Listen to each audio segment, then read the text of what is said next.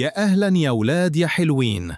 أنا جدكم حكيم، وجيت لكم النهاردة بحكاية جديدة فيها حكمة هتخلي قلوبكم منورة. يلا اقعدوا حواليا واسمعوا الحكاية معايا.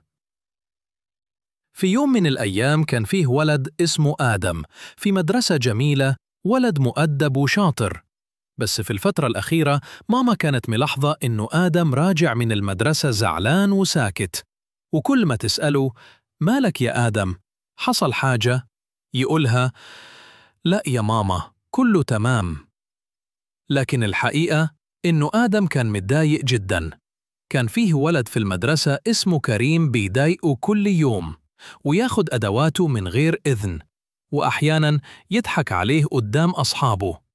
ولما آدم فكر يحكي، كريم قال له: لو قلت لحد مش هتبطل مشاكل، خليك ساكت. آدم خاف وسكت، بس السكوت خلاه حزين أكتر وأكتر، لحد ما في يوم رجع البيت والدموع في عينه. باباه شافه وقال له بهدوء: يا حبيبي، إحنا دايما جنبك، احكيلي في إيه؟ سكت آدم شوية، وبعدين قرر يقول كل حاجة. حكى لماما وبابا عن كريم وعن اللي بيعمله في المدرسة. مامته حضنته وقالت له: شاطر يا آدم إنك حكيت، محدش ليه يخوفك أو يخليك ساكت عن الغلط. وتاني يوم راح بابا المدرسة واتكلم مع المدرسين، واتحلت المشكلة بكل احترام.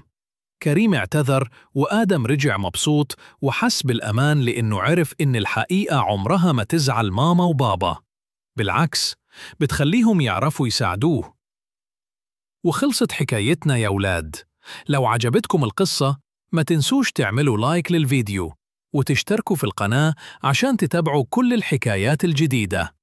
أنا جدكم حكيم وبحبكم كلكم من قلبي.